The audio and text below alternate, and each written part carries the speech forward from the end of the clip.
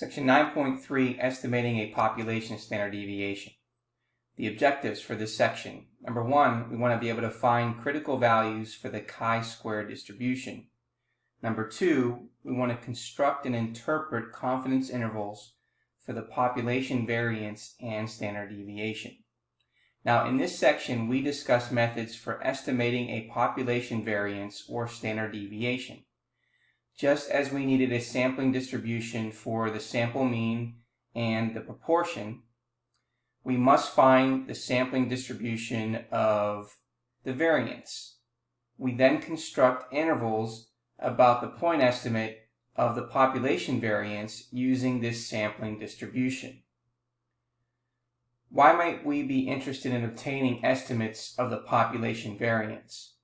Many production processes not only require accuracy on average, the mean, they also require consistency. Consider a coffee machine that consistently over and underfills cups, but on average fills correctly. Customers will not be happy if the machine underfills their cups or overfills their cups and spills the coffee. They want a machine that consistently delivers the correct amount of liquid. As another example, consider a mutual fund that claims an average rate of return of 12% per year over the past 20 years. An investor might prefer consistent returns near 12% over returns that fluctuated wildly yet resulted in a mean return of 12%.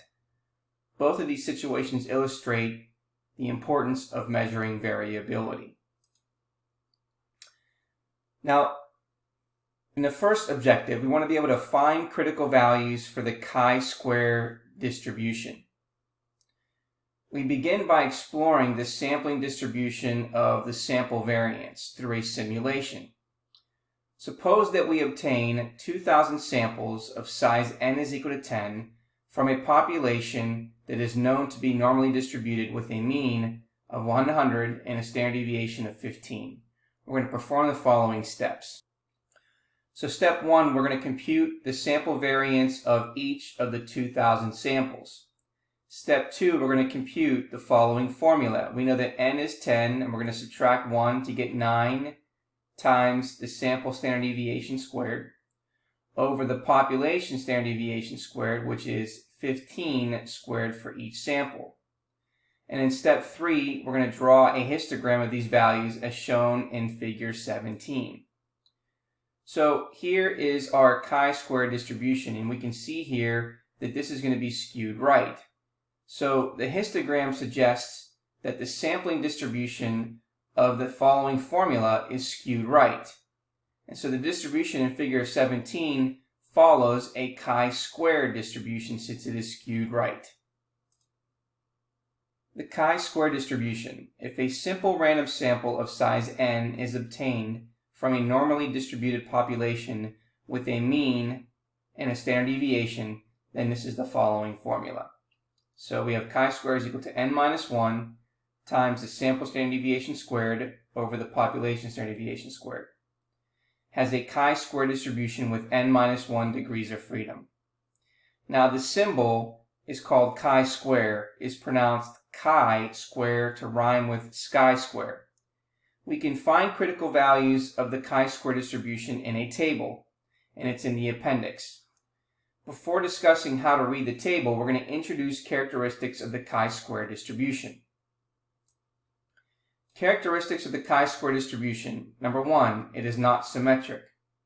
Number two, the shape of the chi-square distribution depends on the degrees of freedom, just like student's t distribution. Number three, as the number of degrees of freedom increases, the chi-square distribution becomes more nearly symmetric, which we'll see in figure 18. And number four, the values of chi-square are non-negative, meaning it's greater than or equal to 0. So let's take a look at figure 18.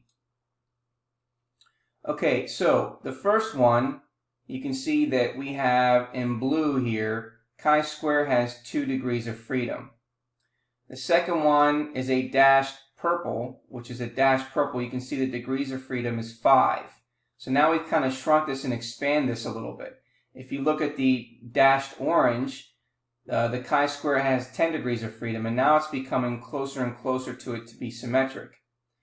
Then the green dashed is 15 degrees of freedom, and then the purple is the 30 degrees of freedom. So eventually it becomes symmetric.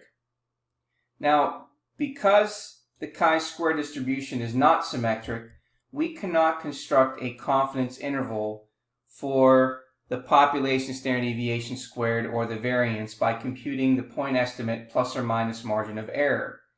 Instead, we determine the left and the right bounds by using different critical values. Now, in the tables, it is structured similarly to the previous tables for the t distribution.